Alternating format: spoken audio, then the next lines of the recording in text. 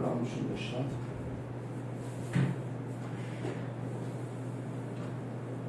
प्रणाम छत्र शरण महाबली करियो बलि बलि पूर्ण पुरुषोत्तम अनादि अक्षरादि शिक्षु परमात्मा पूर्ण ब्रह्म परमात्मा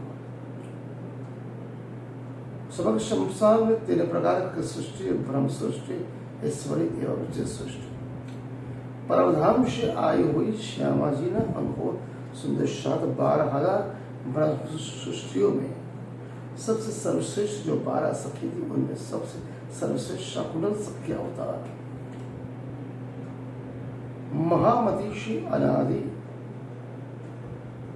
ने अक्षरादि पूर्ण ब्रह्म परमात्मा श्रेष्ठ परमात्मा जिन्हें महामती श्री प्राणनाथ जी ने अपना नाद पुत्र कहा नजारणी संप्रदाय का समग्र विश्व में प्रचार प्रसार के लिए उत्तरदायित्व दिया शाकुंतल सखी अवतार नरवीर हिंदकेश्वरी महान योद्धा अराजनीतिज्ञ कारजाई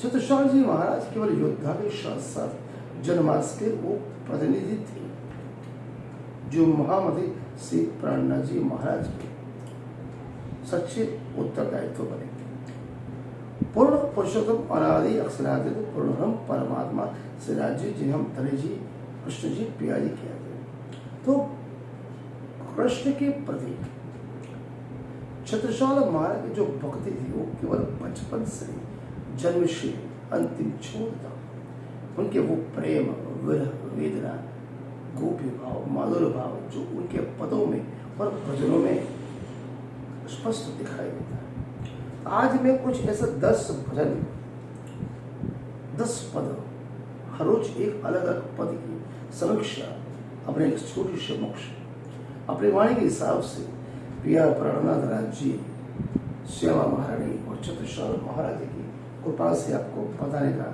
प्रयास करूंगा अगर गलती हो तो मुझे माफ करिए सही है तो भी कमेंट में बताए गलत है तो भी बताए कुछ प्रयास अनूठा प्रयास है और जब वाणी 18,758 चौपाई अभी तक के साथ साथ छत्रसाल जी महाराज का जीवन चरित्र मैंने अगले एपिसोड में आपको बताया आज उनके पद भजन और छंद से श्रीकृष्ण परमात्मा के प्रति छत्रसाल महाराज की जो भक्ति है जो विरह पर्यावरण रस है उसे मैं आपको अपने छोटे से जीवभाव से बताने का मैं प्रयास करूंगा प्रथम जो भजन है श्याम मेरे अंदर बसो कृष्ण भक्ति के पद संग्रह जिनमें केवल किरंतन गोपी भाव विरह गुरु भक्ति एवं आत्म जागृति 5 प्रकार के किरंतन गोपी भाव विरह गुरु भक्ति एवं आत्म जागृति ये 5 चीजें महाराजा छत्रसाल के पदों और छंदों में आपको मैं बताने का प्रयास करूंगा प्रथम पद है श्याम मेरे अंदर बसो श्याम मेरे अंदर बसो रे मन मंदिर उजियार मुरली मधुर सुनाई के मोहन करो प्रेम विस्तार राधा रस वर्षे नयनन में विजित प्राण आधार छत्रसाल हरि चरणन लागे मिठियो जग उदियार केवल 8 चौपाई सभी का बारी बारी में आपको समझाने का अपनी अल्प बुद्धि से प्रयास करूंगा पहली बार श्याम मेरे अंदर बसो छत्रसाल जी कहते हैं यहाँ भक्त श्री कृष्ण को बाहर नहीं अपने हृदय भीतर के अंदर बुला रहा है यही अर्थ है अंतर बसो का मुख्य कहने का तात्पर्य छत्रसाल जी कहते हैं केवल मंदिर में नहीं केवल मूर्ति में नहीं बल्कि हर सांस हर विचार हर भावना में श्री कृष्ण बस मेरे मन में बस जाए ये श्याम मेरे अंतर बसो यही गोपी भाव की सर्वोच्च अवस्था है मन मंदिर उजियार भक्त कहता है जब तक श्री कृष्ण भीतर नहीं तब तक मन अंधकार में है यहाँ मन मंदिर का अर्थ छत्रसाल जी मन और हृदय और एवं उजियार का अर्थ ज्ञान प्रेम एवं आत्मिक प्रकाश की ओर छत्रसाल जी जोर देते हैं। ये दोनों पदों का जो आध्यात्मिक अर्थ छत्रसाल जी कहते हैं, जब तक परमात्मा का स्मरण होता है तो मानव जीवन में क्या प्रकाश होता है? भय मिटता है, अहंकार मिटता है, भीतर शांति आती है और अज्ञान मिट जाता है। ये छत्रसाल जी कहते हैं।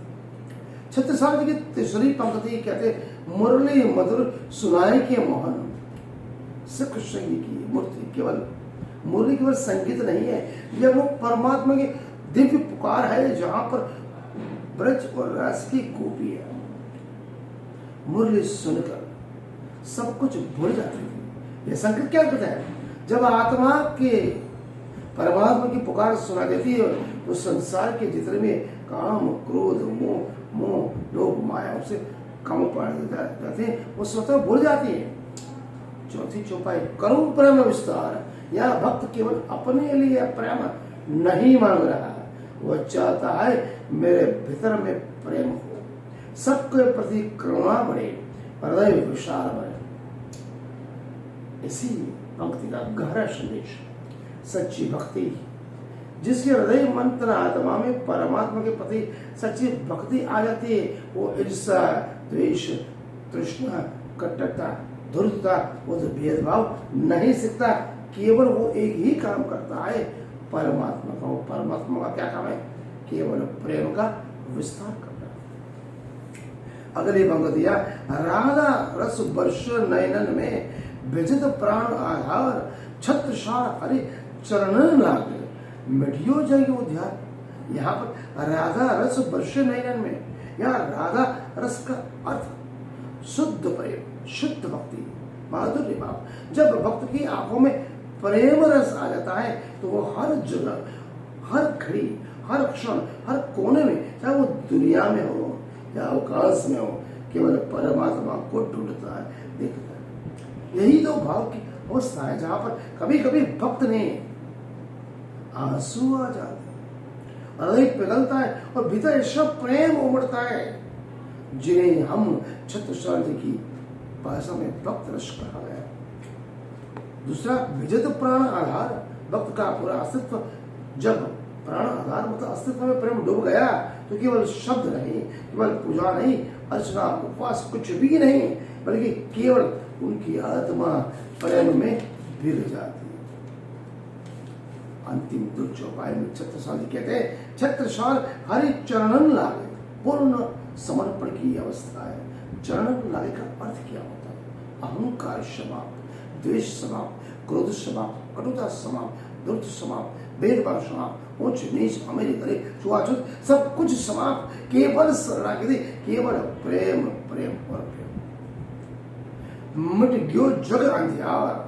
यहाँ छत्रसाल जी कहते हैं, जब प्रेम जागता है तो गुरु कृपा मिलती है, कृष्ण स्मरण होता है, तब भीतर का अंधकार मिटने लगता है। इस पद का मुख्य संदेश, सच्चा मंदिर बाहर नहीं, मन के भीतर है। जब उसमें प्रेम, भक्ति, समर्पण, कृष्ण स्मरण हो गया, किसी भी मनुष्य को जाग गया, वो जीवन धन्य धन्य बन जाता है। इस पद में आध्यात्मिक अर्थ भी है। तत्व क्या है? श्याम का अर्थ है परमात्मा, अंतर का अर्थ है हृदय, आत्मा। मुरली यहाँ पर दिव्य प्रकाश, राधा रस शुद्ध प्रेम, चरण समर्पण, उजियार आत्मगान। ये राधा रस वर्ष श्याम मेरे अंतर बसु। इस पद का संपूर्ण अगर सार देखा जाए तो ये पद केवल भजन नहीं, छत्रसाल जी महाराज की आत्मा की पुकार है, प्रेम का अनुभव है, समर्पण का भाव है, और छत्रसाल जी की कृष्ण के प्रति मिलने की वो साधना है जहां पर पहुंचने के बाद कुछ भी नहीं बनता, केवल प्रेम, प्रेम और प्रेम।